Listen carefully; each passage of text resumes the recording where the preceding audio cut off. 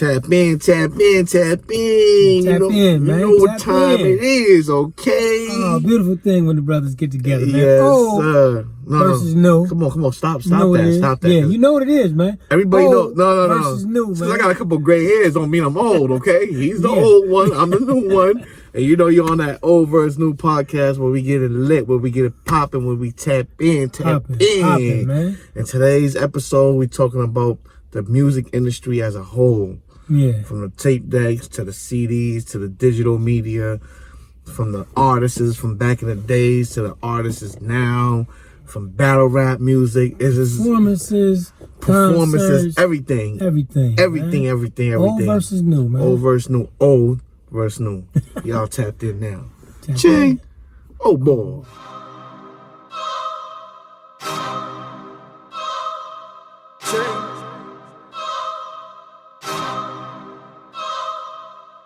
I ain't never stayed home, I was always on the go. Used to pass by them niggas that was fucking with them hoes. Don't be calling me a homie, we ain't never been bro.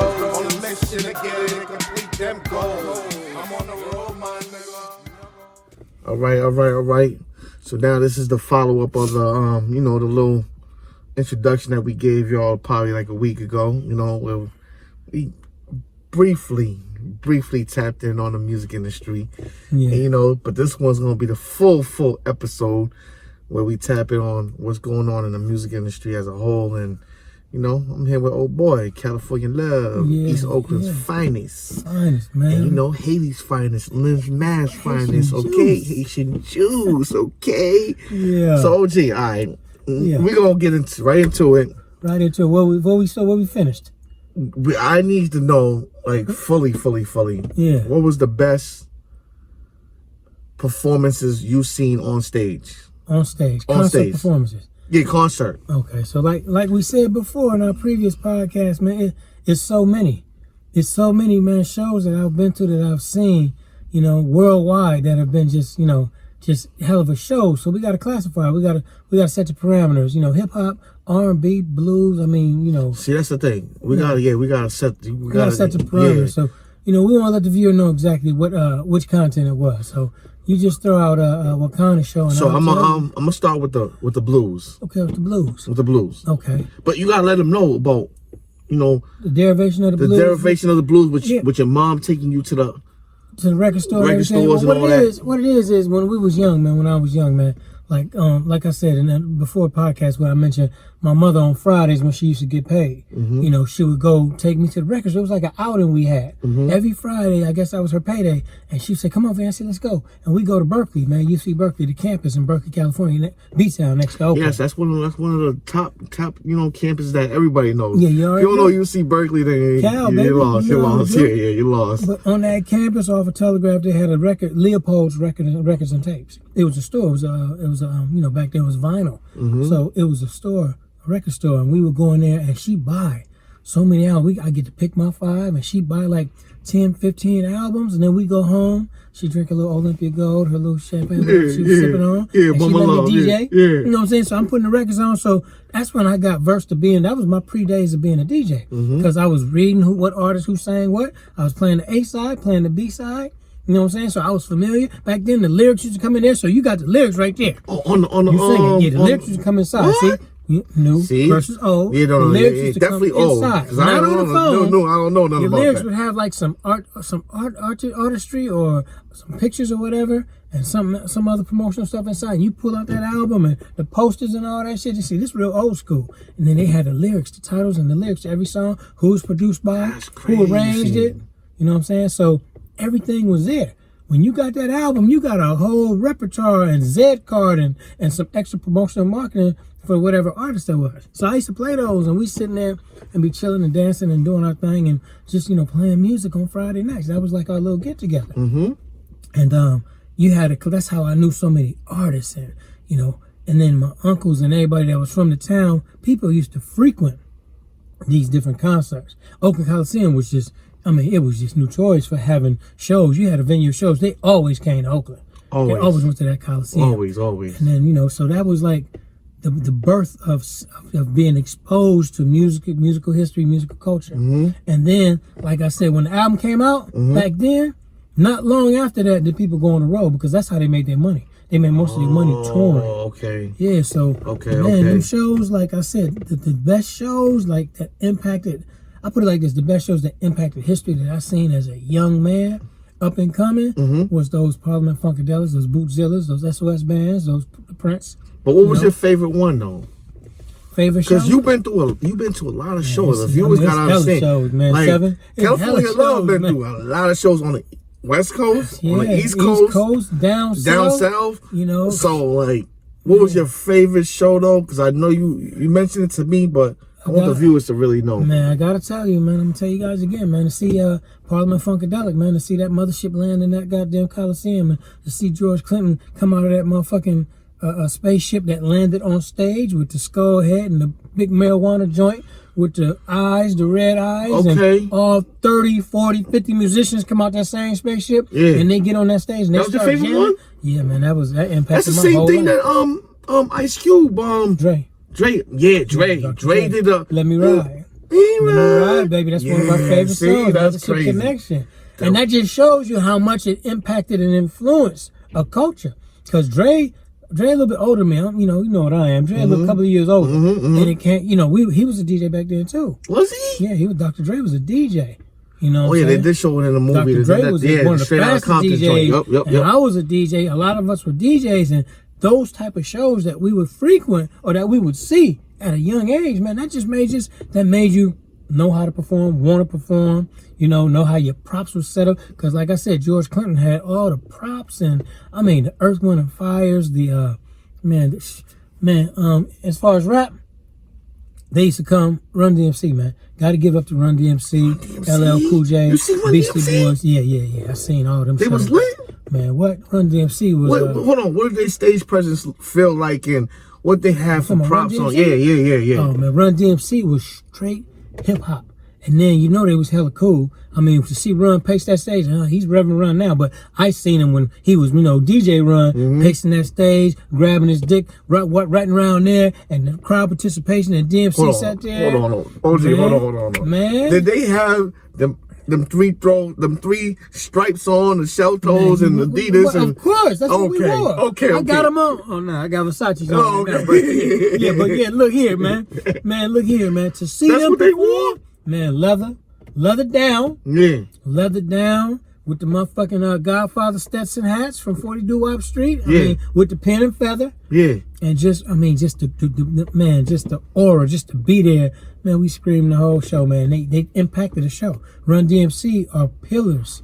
They are pillars in our culture, hip hop culture. Especially the hip hop culture. They just they magnified everything for the hip hop culture, especially back then for minorities at that too. You know what I'm saying? Man, we was looking at that. We was way over in California, like, man, look, man, these dudes coming from New York doing their thing. Yeah. And then look how they had it. This is how old versus new was structured. The shows back then, they headlined, DMC headlined, but look what they had on their show. They had LL Cool J on the same show, same venue. I mean, the Russ Madison was doing their thing. They had motherfucking the Beastie Boys, DJ Hurricane. What?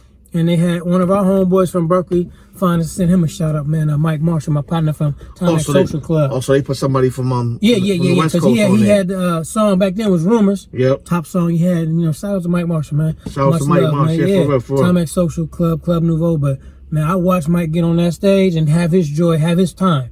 He was so happy and so appreciative of being on that stage. He had that long ass G cut jacket with them espadrilles on, curls in his head. But he tore that goddamn show up. He represented for the Bay. Yeah, he represented. And then LL came, Beastie Boys came on next. Yep.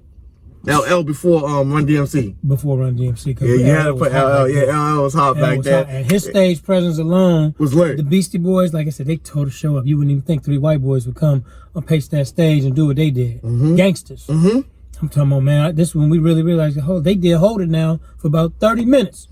Before they went into any other song, because I don't think License to Ill was out yet when they first came. I think they just had the single.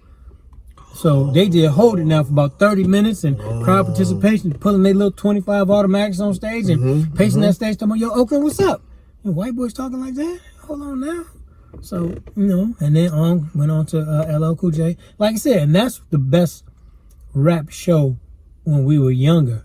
you know, being able to see Tupac Social Club, you know, my homeboy, and then being able to see Beastie Boys, being able to see LL in their prime, and being able to see Run DMC. I've seen Run DMC so many times. Whenever if Run DMC say they got a show, nigga, I'm going, because that was one of the pillars of hip hop.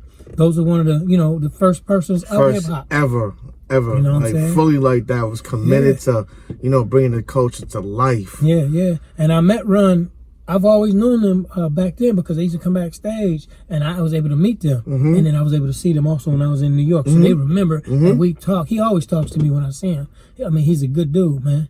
He's a good dude, man. Him, DMC. They used to be on 42nd Street in New York in front of I forget the name of that big arcade. I think it was Party Time or something. Used to be where everybody used to go to, the big arcade. And on Friday nights, it was lit. Yeah. You know, it was lit. So what about new school, as far as rap shows that you've seen that I've seen that was lit? You know, your most favorite. You know what I'm saying? Man, new school shows. Well, damn, this is gonna be old back new. I just recently seen DMX a couple years ago. Before that's new. Happened. That's still new. You know, that's old DMX, new. It's but old new. Yeah. Show, you can't take nothing away from that. He tore it up. The dog teared up. But like the newest school show I seen was Lil Homie Dirk. Dirk, you seen Dirk? Yeah, I seen Dirk. Lil Homie Dirk tore it up. He definitely tore it up and represented. Yeah, he definitely tore it up and represented. But that's the thing. When I was recently watching a Wu-Tang show that they got the little little TV show on every on the Hulu channel. Seen the Wu too. Yeah. That's so Apollo, you seen the Wu too? Seen the Wu too. I noticed that back then in the old, they only let you get single deals. You wouldn't get album deals like that? No, so way back when they just said when they first had the independent record companies like Sugar Hill, it was only a few that was accepting rap. You know, Sylvia, Sugar Hill, and Profile with Corey Robbins and all them dudes. Okay. When they started, see, people still didn't believe in hip hop back then. It was just a fad. You know, so these motherfuckers didn't believe in us and see how we was evolving and emerging. So shout out to all the old schools, you know, from Bronx River to Melly Mel to Just Ice and all them dudes, you know, Grandmaster Cass. Shout out to all them dudes because they kept pushing their own image. And it's that's in us. Hip hop is in us. That's our culture. The way we walk, the way we talk, the way we dress. It's a fact. It's a fact. So as these record companies start seeing billions, just like they're doing with the cannabis, they start seeing something like, oh, okay, this right here, and they start making a transition to signing. Profile starts signing acts. Sugar Hill starts signing more acts. Then you had MCA that looked in and started signing. You know, so now everybody's open to hip hop. So now they start signing artists, exclusive recording artists. And then that's why you had a myriad of people start doing shows, you know what I'm saying, all around. So they start acquiring these different artists and just signing any and everybody, but good acts. They still was in the process of signing full exclusive recording artists. You know, Slick Rick and Fat Boys and all of the, you know, Def Jam and all that. Because it wasn't just only Sugar Hill, Def Jam, and Profile. Now, you had all the majors started opening up. Yeah, let's go. Let's distribute this. It started opening up. Yeah. That's for sure. So, with that being said, though, what was your favorite? Would you consider that blues, James Brown, and all of them? No, that's definitely soul R&B. Soul R&B, right? Yeah. So in that category, because I listened to a lot of soul R&B recently because of you. You know what I'm saying? You put me on to like all the good joints. I gotta eat it all. No, you gave me. I'm talking about the OJs. I'm talking about the OJs. I'm talking about. Come on, no. I'm talking about the authentic joints, the people that really brought where the new school they take. You know, samples from the music from back in the days and, you know, try to incorporate it in their music now. So what was your most the best concert that you've seen from the soulful R&B? You know what I'm saying? Like, because, I gotta talk about it. No, you gotta give me one or two, you know what I mean? I'm gonna give you one or two. If we're gonna do it like that, then you have to honor and pay homage to the Godfather, the great. Because everybody and anybody came through him, and he's a success story within itself. James Brown was a man that would tell. I knew he was gonna say James Brown. JB, man, because JB came out of a culture. He came out of an era where it wasn't supposed to be. Your black ass wasn't supposed to be making this type of music. You wasn't even supposed to be having that type of talent. As stir crazy and as criminalized as you were, such and such. That's how they thinking. But you know, James came out of prison. bang, established his own band, his own sound, his own culture himself. And I see his performances on TV now. Yeah, on YouTube. I've showed you some. You showed me some. You know, but and he got everything organized. Man, everybody is just James. Man, James was so cold. James was his mind. Like I said, you have a couple of people in the music industry that are geniuses. He was one of them, one of the first. And he would tell somebody, look, I want you to play this in C minor. And they'd be like, it can't be done. You can't do that. It won't come out right. He'd fire them and go get some motherfucking real musicians that listen and are constructive and do whatever he's told. So that's who, and you see how they put it out. So he birthed a lot of new musicians. Man, his band, everybody that was the best, you know, Bookzilla and Maceo and the horn section. All came from him. Oh, they all came from James. They all and came even from Michael JBs. Jackson, Prince, and everybody, everybody, man, we was all doing it. Me, Hammer. When you seen James get on stage and perform, you can't even just say dance, because he performed. And you say the favorite, James was the all-time favorite of everybody, of all these greats that we look at today, like the Princes and the Michael Jacksons and everybody else. They look to James Brown, especially to his show. Let me ask you a question, though, a quick one. What do you think about Elvis Presley, then? Fuck Elvis Presley, man. All right. See, I just want to ask Stolen legacy, man. Fuck that nigga, man. Yeah, that's why I want to ask. I want to ask. And we can put that on record. Fuck Elvis. Yeah. You know what I'm saying? I needed to ask that. Prejudiced ass dude that tried to steal our legacy and didn't even want to give homage to the people that taught him. Elvis was taught by black people. Yeah, that's what I'm saying, because I know that. Yeah, Elvis you can see his style. If you see his style, everything about the way he moved. He wouldn't have been who he was if he wasn't like enlightened or influenced by black culture. You heard what they said in Harlem World, you know, that in music. That's not what it was, but okay. Okay. You know what I'm saying? Yeah, that's but what, okay. But okay, though. You know, so how about the female artists? I know you put me on the Tia Marie. There's a lot of them. There's like a lot of them, though. It's a lot. There's so many. It's even before Chaka Khan. There was like, you know, there was some good ones, though. Even before those, there was some greats, man. You had ladies that can really like there was an album that we used to play all the time that people play to this day by a little girl from Florida named Betty Wright. And Betty Wright can blow. And her album, Betty Wright Live, a lot of the viewers might know because their mamas and their grandmas and their papas and uncles and aunts play that Tonight is the Night. Tonight is the Night. And she's talking about a young woman losing her virginity. That's a barbecue classic. You know, I put you on to that. But there's some other songs on that live album, man, that I used to sit down and just be on my keyboard and be listening and trying to catch it as a youngster. But I had to play that. So, like I said, where I come from, man, we was raised off all of these artists, these old artists, these R&B artists, these soul artists, this funk. We was raised on that funk in East Oakland, and then we just emulated it, man. So Betty Wright was one of them, but even before Betty Wright, man, you had I could take you way back, New School. You know, I can take you way back, man. All right, old school. Yeah, I can take you back. We know you're old school, so I can take you back to them Donna Washingtons and to them, you know. Donna Washington. Let me give you this game right here. Donna Washington, probably the only black woman Quincy Jones ever had in his life. Ever since that was, he had all white women. Well, it's his preference. It's his preference, you know what I'm saying? And his contribution, Quincy's contribution, Berry Gordy's contribution. I mean, oh man, it's just so much that we've had. Music to us, music for us, entertainment to us, entertainment for us. It's different. Man, it's a universal language. Yeah, man. it's different. You know what I'm saying? So how about new school R&B artists and new school R&B female artists? Ooh, it's a big difference there. That's the lady I wanted to tell you about. She can sing. Oh, Adele. Yeah, She from England or whatever she's from. She's from, you know. Yeah, she can blow. But she sing. Yeah, she can blow. She's a vocalist. She can blow. John Legend is one of my favorite new school ones. You know what I mean? He comes up to the casino every now and then. Music Soul Child, Anthony Hamilton. Those are like people that, you know. Your era? Yeah, that I kind of. Sorry to say Anthony and Calvin and them my era. No, we're not going to give you the. Man, you got like 50 centuries of your era. Come on, we're not going to do all that. No.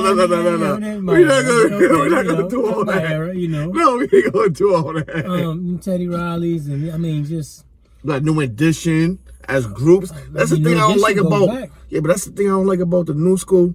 There's no real R&B groups either. We had New Edition back in them times. There was what other R&B groups was back then? Yeah, that was lit. You had Intro. You had the Next. You had 112. 112, Jagged Edge. Yeah, Jagged Edge. And they from Connecticut. Really? Mm-hmm. You feel me? You know what I'm saying? They're really from Connecticut. They're really from Connecticut. Right here in the beat. Yeah? Yeah, man, you had so many different R&B groups because, like I said, people was just signing anybody. You know, they was just signing. And that's anybody. why I wanted to. That's my question because, and how do you feel? Do you think it was easier back then to get a record deal than it is now? Hell no. What was easier? What was easier? It's easier now because of your social media platform and everybody being involved, and then you don't have to be a real exclusive recording artist. You just have to have something that deals with numbers. Right now and this time is numbers. That's true. It ain't talent. It ain't talent. You know You're what I'm saying? It's numbers. Yeah, you got a million something views. That that whoever's at PN that promotional marketing department gonna be, yo, such and such got a million something views. So who is it? Oh, little young Neezy. Where he from? He from Idaho. Okay, well let's go and sign him. Yeah, that's Back true. in the days, man, you had to come with your appearance. You had to come with all your props. You had to come with your showmanship. You had to come with premier music. That's true. Arrangement, production. I mean, you know. No, that's true. It's different, man. I didn't even think about it like that. Yeah, man. that's definitely a big difference nowadays. It's different, especially in hip hop and rap with us. It's so easier now for somebody to get a deal, whereas it was hard. Like back then with hip hop rap, you had to have something. Yeah, you had. You didn't have to just have something to be marketable. You had to have overall. Yeah, overall. You know what I'm saying? You had to first and foremost, you had to have good product, good quality product, which was your production, your music, and your story, your vision, your history. That's very true. Because I'm like, I had to ask somebody that question, and I thought, you know, it was easier back then to get a deal. Hell no. But I've been around people, man, that didn't have deals, that did have deals. I remember when Jai first signed my homie Too Short. I was in New York with some friends of mine on Jai Select Records. Yeah, Jai first signed Short. Well, that when he got his first major deal. Yeah. And we was all at Fred Maneo. We was at Select Records with Fred Maneo because one of my groups was getting signed. And, you know, I'm from Oakland, Short from Oakland. So I was like, man, I see you, man. I see you, Short, dog. You getting it? He's like, yeah. He stepped on stage to do a little promotional because whenever you got signed, you had to go wherever and do your promotional. He stepped on stage and he said, he said that, I said that word. And he's like, I see somebody know my favorite word, but me and Short know each other from the house. You feel me? And he got signed. And like I said, Short been doing it independently, his own craft for so long. That's why I love and admire my homie Short, man. Shout out to Ty Shaw, man. Yeah, definitely shout out to Too everything Short. you've done for our city, man. Those families, everybody, man. Come on, man. Oh, boy. I've been doing it for a long time. Yeah, man. no, he lit, long man. Time. No, Niggas can't even say that's my favorite artist by far. He's gonna be, Ty Shaw and Stanley Burrell, MC Hammer, All right. We know you only picking people from the town. No, okay? no, I don't want to hear that. You ain't asked me yet. No, you always when you ask me. No. I gotta do that. When you ask me, OG, we're not doing some twist in there. No, we're not doing all that because you always pick somebody from the town, man. Yeah, man. But I still got you ain't get my favorite hip hop rapper. No, we're going in there. We're going into hip hop. We're going into hip hop. No, we're going into hip hop right now. Shout out to the town, though. You definitely shout out to the town, though. The whole Oakland, East, West, North, everything in Oakland. Okay, it's lit. But with the rappers, who's your favorite old school and new school? Okay, old school and new school rapper though.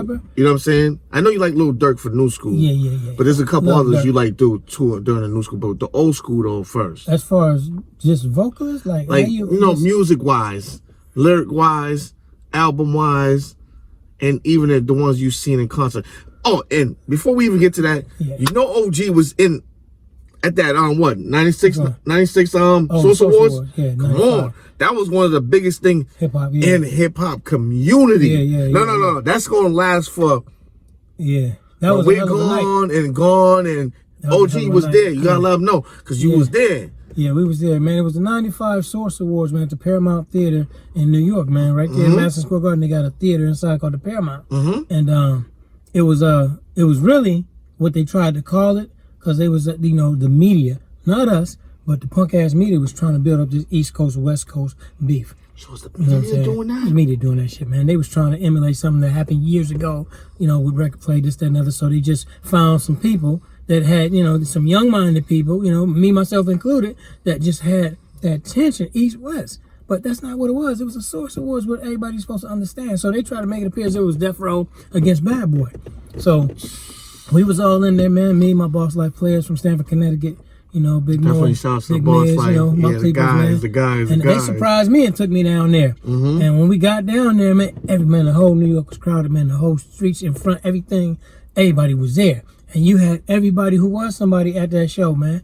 I mean, you seen Fat Joe and the real. Who did you take a picture with? Oh, that was me. Greg Jacobs, which is Shock G, which also known as Humpty Hump. My little youngster Jared. Yep. My little youngster from the Loonies. Yep. Yuckmouth and JJ and Jared. Yep. See, that show was lit though. Yeah, and it was at the Paramount. At the Paramount. Man, everything about it was just, the night was good, and then, you know, Suge got on there and made his comments. Puffy made his comments. Everybody Snoop made his comment too. Snoop made his comments. Matter of fact, they did a perfect show. You know, my man Sam Snead, he was nervous as hell, but he came out. Corrupt and him came out. Nate, Rest in Paradise, Nate came out. And the last cell, they had the silhouette of Tupac. Because Tupac wasn't yet signed to Death Row, but he was and he was about to get signed. But he was locked up at the time, right? Yeah, he was locked up. They had a silhouette. Suge and Death Row, they had a silhouette on there. Pay homage to the homie. And the other cell next to that, they had it was darked out until they came out. I knew who that was because he had long, you know, I knew that was quick. I seen the show. So Yep. And then, man, they lit it up, man. Biggie was on stage. Biggie got on stage. He killed it. He got all of his awards. Killed it. I mean, I ended up watching a Biggie movie last night too, and just you know, just recollecting on a few things. It just was big in hip hop. Outkast got on there. You know, they was a little mad, and motherfucking partner made his little comments. And he's like, man, the South got something to say, but he really paved the way and let everybody know, make way, because we coming. And they come. And they came. They came with that trap music. They came. I always loved Outkast. No, they came. Outkast came with their music, but the trap Dre was kind of upset that night when he said that. You know, he was feeling like, you know, like people wasn't accepting just, you know, their music as a whole and what it was and their culture and their vision. I liked it. You know, but tell everybody after the Social Wars, y'all party where? At the Tunnel. The Tunnel. Yeah, we was all at the Tunnel, the man. Classic Tunnel. New York City. Everybody who knows about the old school was at the Tunnel. And the thing about that, everybody was there, man. You had all the players, the real players from New York. They was all there. I was there. My partner Chris Hicks was there with long Shirley Temple curls, man. I'll never forget that shit. Yeah. Me, Suge, Snoop, we was all upstairs.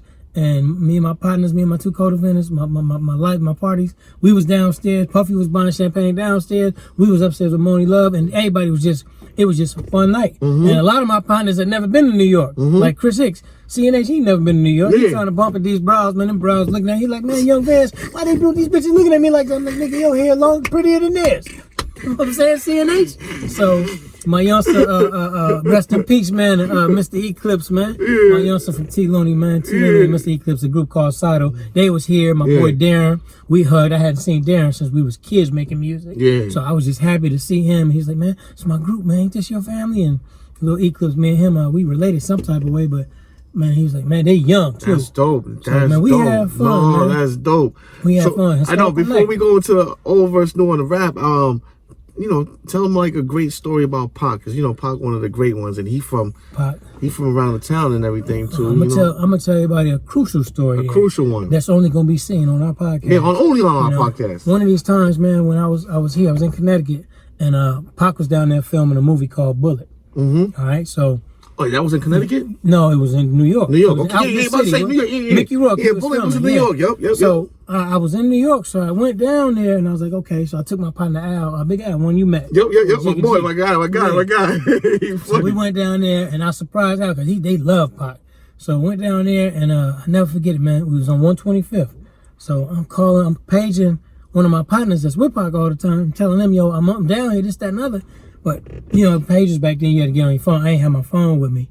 So I had to go to a payphone, all that shit. So we running back around. So I went to see Pac. He was over Kentucky Fried Chicken. Used to be right there on 125th. So when I rolled up, we was walking down the street. When I rolled up, Pac had a couple of dudes with him that I knew. You know what I'm saying? He had Payne was with him. The homie Payne. You know, that other dude was with him. The Haitian dude was with him. My little youngster Indian was with him. I mean, he's with some real notorious people. So, and I never told to me about this. Al know, because he was with me. But when I seen Pac came and gave me a hug and everything, I'm like, what's happening? He was telling me about the shoot they was on and what movie he was doing, this, that, and other. And I was like, all right. So he basically turned and I was like, yo, I said, come here. I said, what's happening? I said, you know them cats? And he said, oh, man, yeah, man, my partners, this, that, and other. I was in your partners. I remember Pac from the town with us. He really from Marin City, but he comes over there to Oakland most of the times and hang out with the fellas and everything. Yeah. And he was close to some of my niggas that's in the town. Yeah. And I mean, we here in New York. And I asked him that question, man, you know them dudes, man? Because, you know, one of them dudes, man, you know, that he was with, it was Notorious, man. You know what I'm saying? Notorious. The Tut name rings bells, and that name alone, just coming up in this podcast, is going to alert some people about, okay, yeah, that was the situation. Mm-hmm. And I know them dudes, and all the dudes he was with, Indian, the other dudes, I knew them, and I knew who Tut was. Me and Tut was on speaking basis. And I know Pac didn't really know him, because that's not the type of dude you fuck with. You know what I'm saying? And he got on kind of defensive, like, man, I'm in New York too. That type of shit. I was like, oh, okay. All right, but what's happening? What time y'all doing? He's like, meet me at my trailer tomorrow. This is where it's going to be. Where I told you about the call sheet and everything. Mm-hmm. I left it at that. You know what I'm saying? But those type of people, that crowd he was around right then and there, he wasn't supposed to be around. At all. He was not supposed to be around. So that's one of the stories, the Tupac stories. And, you know, rest in paradise to my little homie, man. He was a good dude. And the times that I kicked it with him, that I kicked it with him, and we had conversations, it was all good. You know what I'm saying? Him and some of my partners back from the house, like Rich and Double R and them, they was even closer than we was. You know, I'd see him, and he knew I knew who he was, and we'd always talk, and I'd go on set. But as far as all that other stuff, man, it was a shame to see all of that happen the way it did. That's crazy. No, that's crazy. But now let's go into, you know, your favorite rapper from back in the days, old school. And your favorite one from new school as well. Okay. You know what I'm saying? Man, my favorite rapper back in the days, man, just one? Can I give at least two? All right, go ahead. Go give them to him, man. Yeah, you know. I know you're going to be one from the town. No. Actually, man, you know, the town is solidified, man. You already know that's embedded in me. So we going to favorites. So I got to think about who kind of influenced me, because we're from the town. We was influenced by East Coast rap, and you know them Run DMCs and this thing. We was influenced by the hip hop. You know what I'm saying? We just took it on our own pace. But you know, man, Slick Rick, man. Oh, the homie. Yeah, Slick Rick. Yeah, the homie. Slick Rick, man, and man, he stepped on that video scene, man. And I'm gonna tell you what really did it to me. He changed the game. Slick had a dookie rope on. Man, that was so thick in that Teenage Love video. Go back, you know, you young dude right there. Go back and watch that Teenage Love, and you gonna see Slick sitting there, you know, spitting that chop with a full length mink coat on and a dookie rope that made a nigga make that call. Like, man, come on, man. You know, that was my motivation for everything, for the life, for everything, because I had to pay my way. When I seen him standing there and that beat dropping, and he's sitting there, a Teenage Love, and the B-boy stands, it's just, I'm like, oh shit. Oh, you know what I'm saying? He was definitely a pioneer. Yeah. He's definitely gotta say, I mean, he's definitely somebody that we admired and respected on the West Coast. Seen him a couple of times. Oh yeah. And he was always truck. You know, for those who don't know what truck is. Do you know what truck is, youngster? No, I don't know what it truck is. Truck jewelry, man. Come on, man. No, see, that's what I'm talking about, y'all youngsters, man. Y'all don't even know the lingo, man. I don't know about that old school. Yo, the man was trucked down. When a nigga, back in the day, the nigga said, oh, he truck. You had them truck, you had that shit on, man. That's like, crazy. You know, when they used to see us and they was like, yo, they got them princess cut, the diamonds we used to wear. Yeah, he was trucked down, man. So, man, Slick Rick, man, and you know, I gotta say, you know, Rakim, man. Yeah, Rakim. Gotta say Rakim. Gotta say Rakim, man. Check out my melody and all that good stuff. And, I mean, there's a lot of other entertainers and rappers before them that you know, like, of course. But when you talk about my favorites and you know those who really impacted and influenced me for my hip hop culture, I mean, they had me hustling to go to Radio Shack. Me and Too Short, I mean, he doing the same thing. Short used to go and he stayed innovative with equipment because he was making music on his own. You know, all my little hustling money and everything that I generated, man, I was going to Radio Shack too, getting microphones, realistic mixers, and what was my first drum machine? I think it was TR-808 or TR-808, I think it was my first drum machine. Okay. So, you know, I was trying to get into it, man. I was trying to get involved, man, for real. We was trying to get involved, That's man. crazy. That's crazy. You know? No, how about your new school one, though? New school, man, you already know, I love, man, J. Cole. Yeah, J. Cole. J. Cole overall as an artist. Yeah. You know what I'm saying? He's a talented Lil artist. Durk, you know. Those type of dudes have, like, back in the days, again, old versus new, you could put an album on and every song plays every song. Fire. You can't do that now. And I'll be looking for that right now. It's hard, man. Yeah. Even some of these local dudes, when I'm listening to some of their stuff, man, one song, the rest of them, like, man, it's a rap. put the mic down. It's a rap after that. Throw this shit out the window. You feel me? But J. Cole, his freshman album, you could tell all the struggle, all the sacrifice, all the vision. You can hear it. You can, Dollar in a Dream, man. You can hear it. He hungry. Dirk, from the first to the last, I heard Lil Durk from the first to the last, man. I mean, my favorite song is that Spaz, man. He spitting that chop, man. He spitting that chop. No, he is. So. God bless his soul. Nipsey too, man. Nipsey was lit, man. Nipsey, man. I like his music, man. Nipsey old/new. Yeah, he's old/new. He got that old soul. We've been fucking with Nipsey since. Yeah, he got that real old soul too, though. Yeah. And his music was always still relevant. You know, it's gonna stay relevant. Yeah, it's gonna stay relevant. It's gonna stay relevant. You know what I'm saying? So that was big, though. Yeah. That definitely was big in the community for the rap. But now let's go into battle rap. You know what I mean? Okay, that's another whole topic within itself. Because battle rap, they used to battle real battles back in the day. Yeah, so real battles. Yeah. Before the URL stage and all this other stuff that's going on now. And the definition of the battle was off the head. Yes. Off the head. Nothing where you gotta prepare months and months for and weeks for. It was just right then and there. Head, man. And ain't too many people can do that. Niggas still be cheating these days and gotta put it on their phone or do it the night before. Off the head is a battle rapper to me. And there's only a very select few people that I've ever seen that do that, are made to do that, and was mainstream. One of them be the toughest battle rapper of all time, man. LL Cool J. Yes, he was. Yes, he was. And he torched cannabis. Oh yeah, he definitely ended his torched career. Him. He ended his career. When you're in a nigga career, that means something. You can do that GOAT title. You can have a mic on your arm. You can. All of that has to be honored and respected. Yes. Shout out to LL, man. Shout out to his right hand man, old school Mikey D. Mikey D was LL's man back in the days, which was a battle rhymer too. But Mikey D just used to treat his motherfucking liver a lot. He used to drink a lot, so he didn't have that career that LL had. But he definitely was in the making. And that's the thing with the battle rap back in the days. They used to drop the videos dissing these rappers, dissing, going hard. Even from the Pac, hit 'em up joint. You know what I'm saying? Just a whole different. It was a whole different mindset. Now everything's more commercialized. Everybody getting paid off of it, which is a good thing. That's definitely a good thing. It's always about making money with the artists too, and definitely trying to stay away from the drama. You know what I'm saying? That battle, man. The URL stage is a different whole platform as far as the new battle rappers with Smack doing what he does, Beasley and all them guys, and all the other communities inside this whole United States of America and even outside America, where they have cultures and battle rap artists coming together and really preparing to battle. And some of my favorites, they'll do off the top sometimes, like Charlie Clips, DNA. They got some chop. The dudes that battle these days that come off the top, I commend them because I respect them because they taking what is hip hop. Battling is hip hop. It's hip hop. You feel me? That's hip hop. Exactly. That's how 50 came out. Yeah. That's how Jay Youngster Yuckmouth came out. That's how LL went and Mr. Fab, one of the top ones. You ain't let me get that in, but I'm glad you brought it in. Not one of them. He's Fabby Davis Jr., man. Uncle Zone, man. The top freestyle king.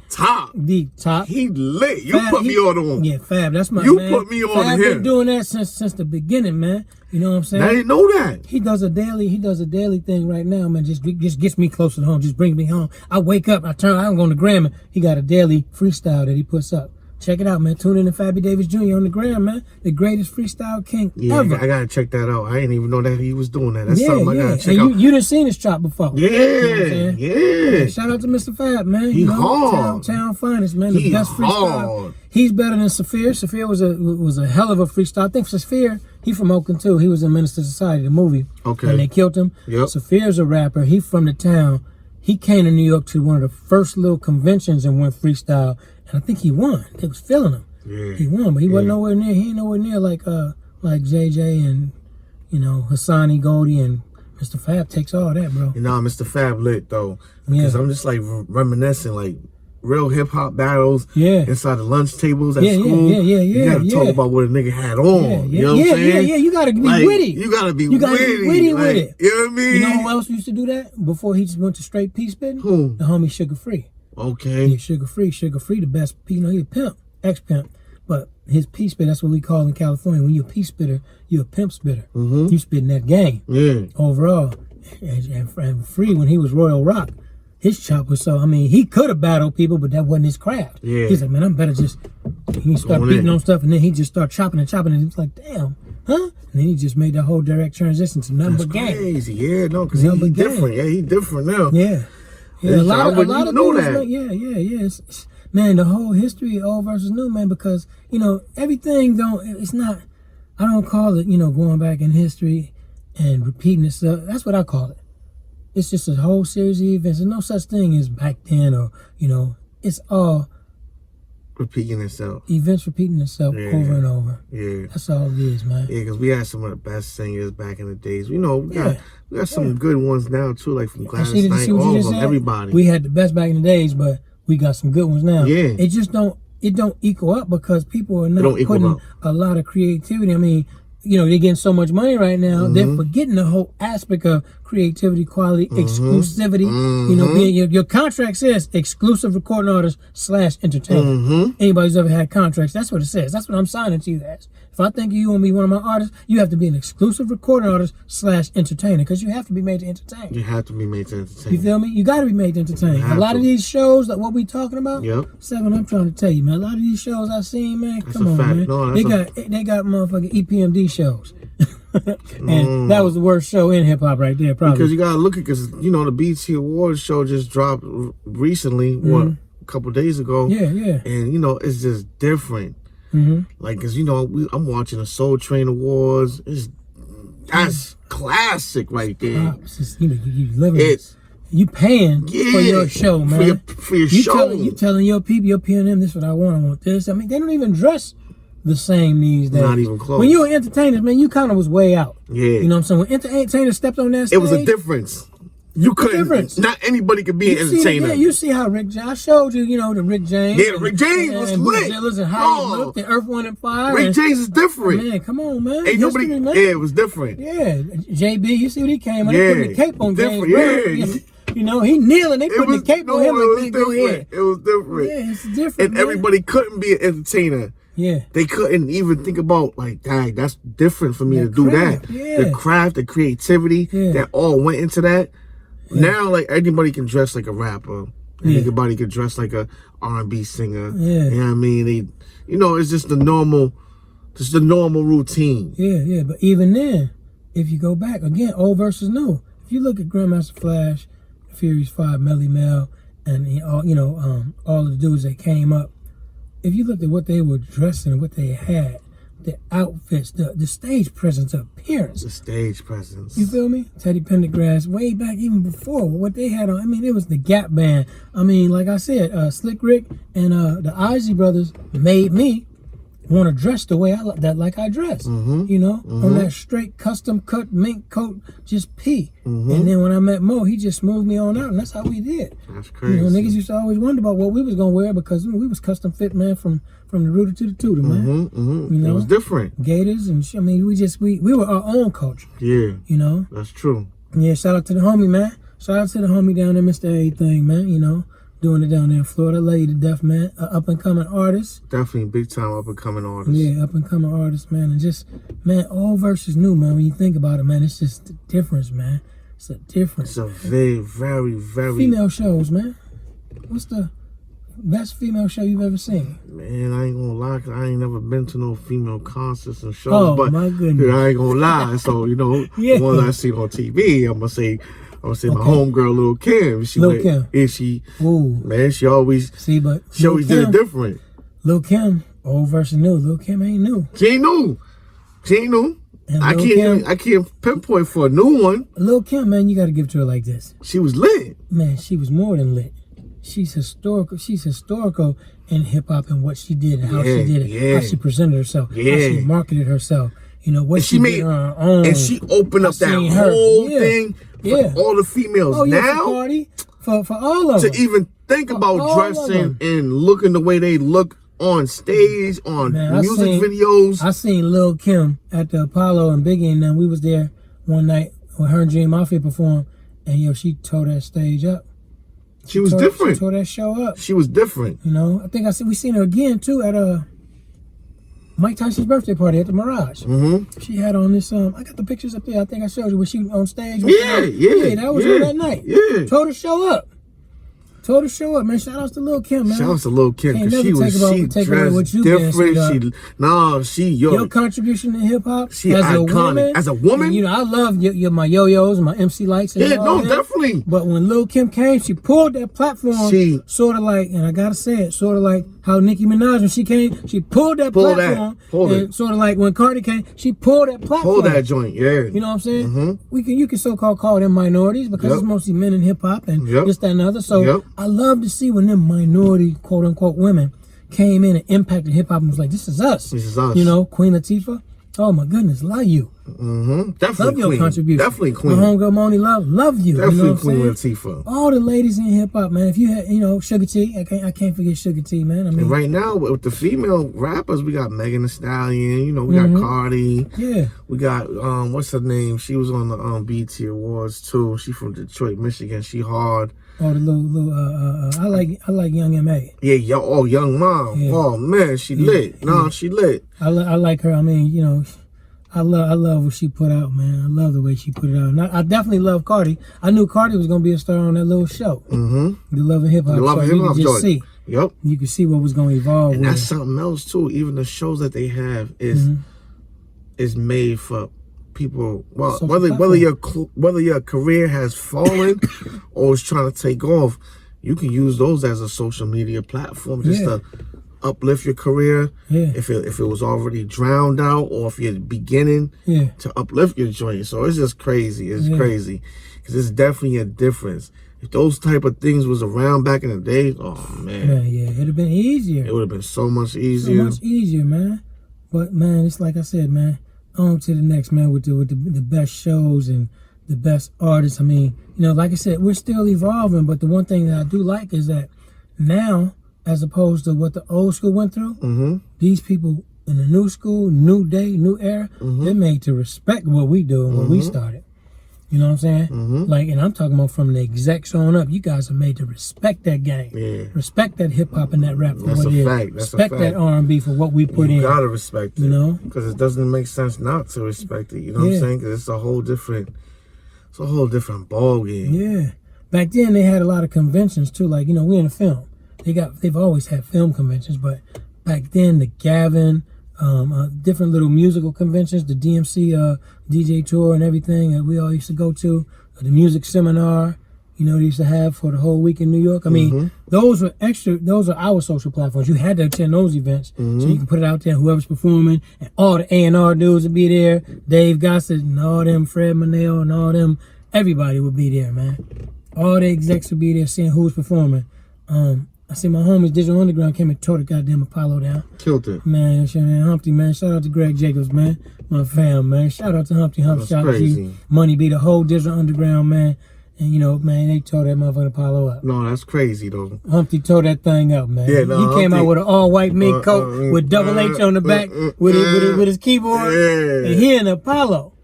Shout out to Cube, man. Shout out to Cube. Yeah, shout out to Cube. Yeah, shout out to Cube. I was with Cube the first day he came to New York to the Apollo performance. Because me, T-Bone, and JD was on in the back of the Apollo, that street. They was blowing some weed. They was hitting some weed. We was just talking. First time they looking in the buildings like I did when I first came. They like, man, we in New York.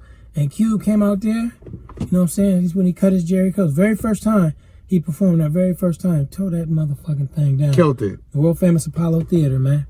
And I'm talking about he tore it down so much. We was out there and I was in like the orchestra section with me and my partners, Mimo and Miz, and niggas was throwing money on stage. That's how lit Cube first show was. He'd say that, man. He'd let everybody know about that first show. And Cube a legend, too. Yeah, legend. My homie Ice-T. Ice-T, legend. Ice-T, man. I never really seen Ice-T perform like on a big show when he had the body counts and all that, like a full amphitheater. But I've seen him like personal and like different clubs and different like venues where he get up there and spit. Because most of the time whenever I seen him, we talking. Yeah. You know what I'm saying? Because Ice-T is, people don't understand how deep his hip hop heritage goes. Yeah. Being in the movies, back before the hip hop movies, that was him in the leather pants, and you know what I'm saying. And then one time I seen him, we was at a Zulu Nation party. at Car Wash, another club where everybody was there, and he was just doing he was filming for New Jack City because he had the sewn in dreads and shit. We chopped it. Oh, those were sewn in? Yeah. He had long hair, but they sewed him in for the movie. Yeah, they added in. And we was talking at that Car Wash. He performed that night, tore it up, and then there was a lot of it was like a talent show. Yeah, Zulu Nation party. Kid Capri was there. DJ Pooch. Those are all legends right there. Those are all legends. Those are all legends in the rap game. Just the music culture and its own. I think we were supposed to perform that night, but we got caught up and something happened. Me and Bobby Cream, IMC, and a couple of others. That's when Foosh Nickers performed, tore it up. Shout out to Foosh Nickers, man. Raj and them, they toured it. That's when everybody really seen they craft. They was a group ahead of themselves, but they didn't do well as far as the units, the record sales, but man, they destroyed the show. Yeah, Raj destroyed that show because he was like Jamaican, and he was one of the first Jamaican American patois rap spitting man from Brooklyn. Shout out to Brooklyn, man. It shouts the whole Church Brooklyn. Ave, man, down that way, man, the 90s. Definitely shouts to Brooklyn. Yeah. And I didn't want to forget some of the R&B singers too from back in the days, like Whitney Houston. Oh man, yeah, she just came to my mind. Rest in peace, Whitney Houston. Something you mentioned earlier too, man. It's a little bit old versus new, but a group you mentioned earlier, R&B, man, Up Your Way, man, they couldn't touch New Edition, man. Yeah, no. Man, New Edition set the stage and set the pace towards every other artist. Touch them boys. Every other group, they had to chase New Edition like they was chasing Michael. Yep. You know what I'm saying? They had to chase him. And them boys, man. Them boys is different. I remember when we seen the first video, when we seen Candy Girl, back that was my favorite song. Man, we was like, hold on, man. Wait a minute now. So they can do that? I'm living in Cambridge at the time when them songs came out. I'm like, oh man, I just came to the United States. I'm like, and I've seen them like 3 or 4 times, and their show was always 100. Their steps was always 100. Their egos was always checked on stage. They did whatever. I mean, you could see what was going on. You know what I'm saying? Shout out to Bobby too, man. Bobby, man. Definitely shouts to Bobby. Bobby was, he started all that shit from OP, man. And he was a monster in what he did himself, man. Yeah, he was, man. And that's why I'm just like, there was old definitely takes over what the new has been doing. You know what I'm saying? For sure. And like again, it's just repeating. It's just repeating. You got some artists that are up and coming, but once they got to be made to see the craft. Yes. Like to have a great show, you have to mirror and watch the greats. That's what makes Mike Tyson the best boxer of all time, because he paid homage and mirrored himself after the greats. After all the greats. He would speak on it. You can't have a great overall stage show with people and not have seen MC Hammer. Never have not seen him. The highest paid the dude doing shows of all time. Yeah, you can't. It's not possible. My partner, man, Stan, used to tear that show down. And it's not possible for you not to. You can't have a full hip hop show without having been made to see Run DMC and Jam Master Jay on the 1s and 2s and see how they collectively started with the crowd participation and the different things that they did, man. You can't do it. You can't see it. You had to have seen Rakim, LL, Slick Rick, the Fat Boys.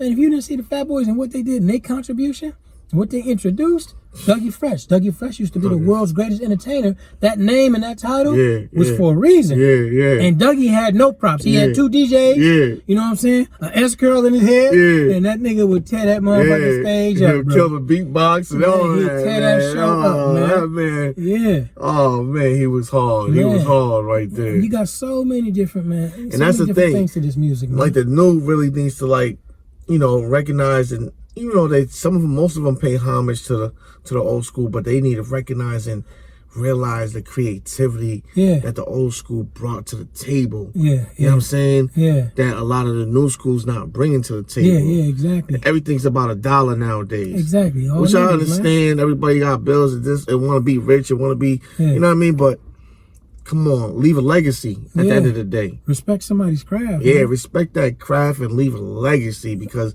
I think that's more important than having the most houses and the most cars. And man, leave a legacy. You understand how they got there, how they got them cars. And then, he had all these people who we talked about before, who sacrificed, who let them learn by their own mistakes and passed it on. Like, okay, you got different people in the industry. Like, oh, man, I made a mistake here. Don't do this. Don't sign this. Don't do an option period for 5 years. 7 years.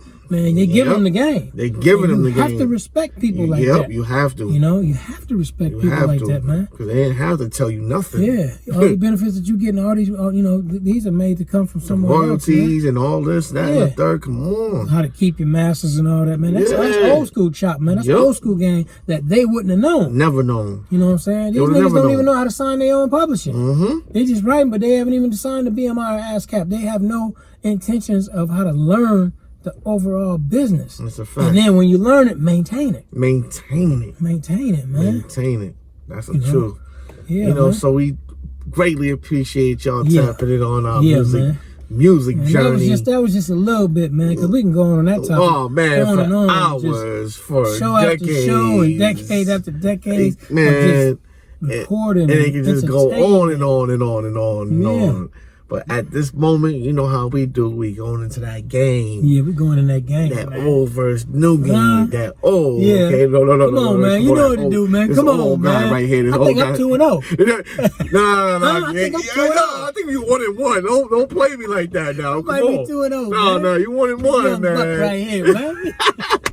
Yeah. So I'm gonna start it off with, you know, we're gonna start off with the porn star. You know what I mean? I'm gonna say new school. You know, one of the little nice white joints, man. Sarah J. Sarah J. Yeah. Sarah J's fire. Yeah. New school, Sarah J. Yeah, we're gonna do Gotta that. give it up, man. Town's finest, man. You know I was going there.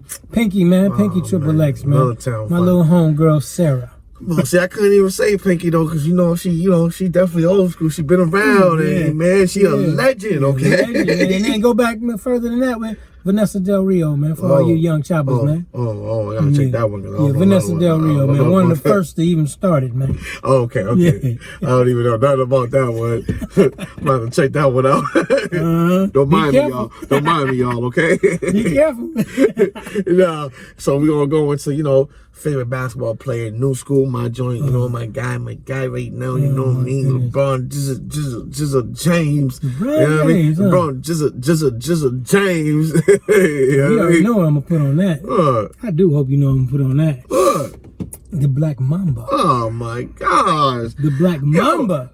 Yo, Black Mamba coming with me, man. Black Mamba coming with me, man. He new school, man. Nah, he ain't no new school. Man. He was came new in the school league. when he put it on LeBron that time. Yeah, you seen it. He did touch my boy. He did touch my boy LeBron, though, man. And he ain't had to pick his team. No, he did. He did That's touch for my another boy. segment. Now, we're going to go into, you know, one of the best wide receivers in the game right now. I'm going with new school, Julio Jones. Ooh, Julio Jones. Yeah, Best wide receiver. Yeah, Julio Jones. Man, you know, I got to go with, I got to go with Tim Brown. Hall of Famer. Ooh, why you got everything gotta be with the town with you, man? Hey, man, yo, that's my boy though. Every time I play Madden, the best. Yeah, I had to pick my boy, man. I had to pick my boy Tim Brown. And then you came with Julio, so I gotta nah, send somebody on that same. Julio tough, yeah, Julio tough. You know what I'm saying? Man. So you know we're gonna definitely go into what? Going Xbox One, PS4. Early though, no, early. Xbox One, really though, you know what I mean? Xbox One, that's what you talking about? Well, I'm gonna go into even further. We're gonna go into 2K20, okay? 2K20 is the game? The game, the basketball game. All right, old school, Tecmo Bowl. Ooh. Bo Jackson, again. That was my game. Yo, me and my cousin used to cry when we lost, man. That game was lit. Yeah. Oh, man. Yeah, see, come on with it, man. See, that's what I'm trying to tell us viewers, man. Let's go, man. Team O, man. Team new. Stay with us, you know what I'm saying? Yeah. Stay committed to the game, baby. Yeah. I'm going to go into new school. I'm going to say the Teslas, the cars. The Teslas. Cars. Diablo, Lamborghini. Ooh. Yeah. Ooh. Number one stunner. Ooh. Sideshow. Okay. You notice I ain't even come for the old schools, Chevs and Mobs. I didn't even come with it. I had to go straight to that motherfucking Diablo. Okay. Yeah. That was tough. Well, I'm gonna end it right there, okay? Cause See? We get smacked over there. I try to tell y'all, man. this old school guy, man, got too much in his brain, man. Oh, man. Yeah, man. Oh, you got one more. Ooh. You got one more, you can go. Where? You know you ain't gonna win, but I'm gonna just, give you an edge. Go ahead. New school cannabis, go ahead. I'll let you go. Oh, the new school cannabis. New school strain of marijuana, I'll let you go. But you already know you can't rate in that one, but I'll let you go. Let me go on, like, my favorite cannabis. Okay. You know what I mean? My favorite cannabis. Mm-hmm. New school. I mean, you know what I mean? I love, even though I don't smoke no more, okay? Don't let this guy fool you. I don't smoke. Watch that ganja, boy. No, I don't smoke no more. I don't smoke no more. But the new school cannabis, I'm going to have to go with,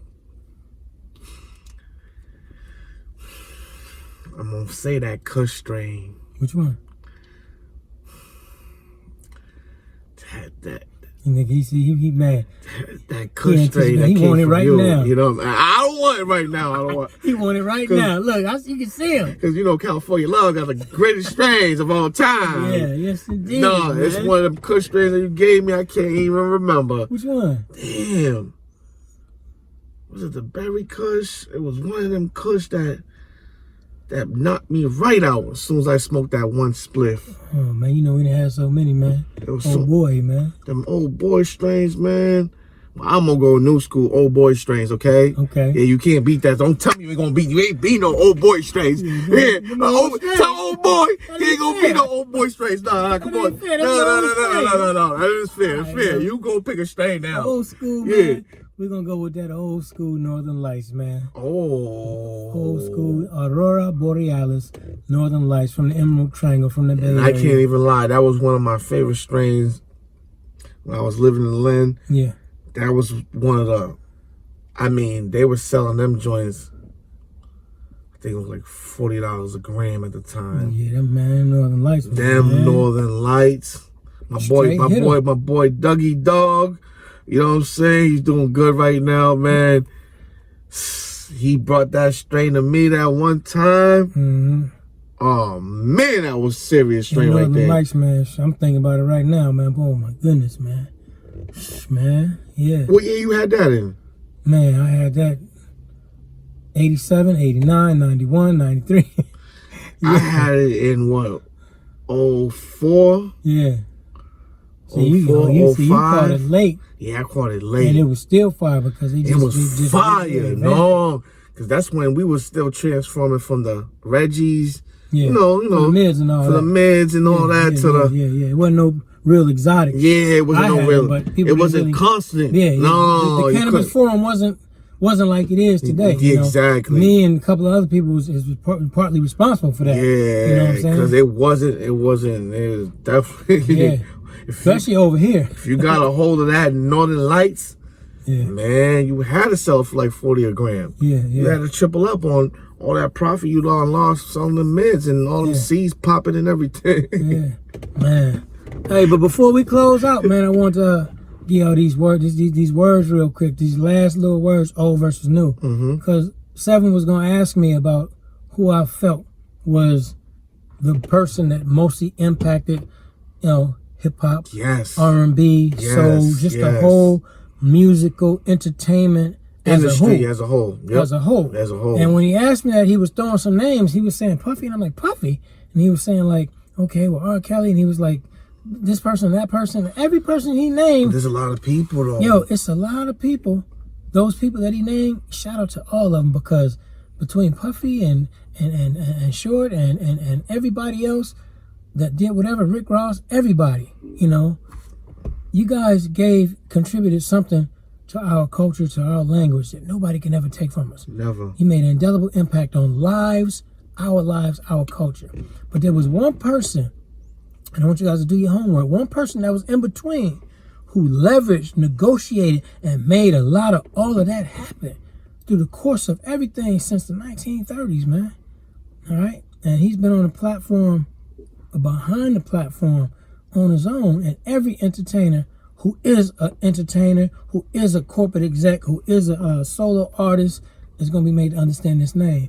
So shout out to Mr. Clarence Avant for his contribution to everything in this industry, and for everybody that he pushed, for everybody that he gave the vision, for everybody he believed in. He was one of those dudes who believed in your vision. He pushed you. He was responsible for Jimmy Jam, Terry Lewis, and so many other people. He just got his star down Beverly Hills on the Walk of Fame. Say that name again? Clarence Avant.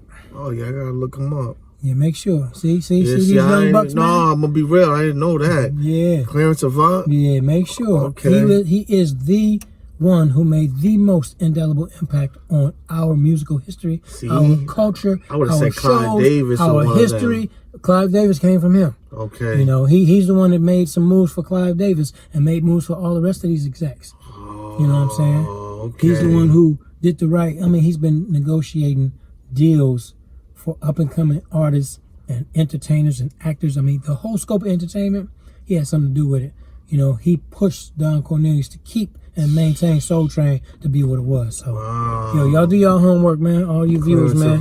And make sure you guys understand we love you, man. Admire and appreciate you. Definitely. Old versus new. Yeah. We're going to keep this podcast coming, man. You make sure you keep tuning in. If you want to hear some real good games, some real truth, new. New. You know what I mean? Old versus new, man. Oh, yeah. Old boy, sex and strange, man. Chicken Burger, you already know we tapped in just to tap out now. We know we appreciate y'all for coming and being aboard on this journey with us on this podcast. Old versus new. Yeah, you know what it is. Yeah, okay? I'm the new guy. Peace.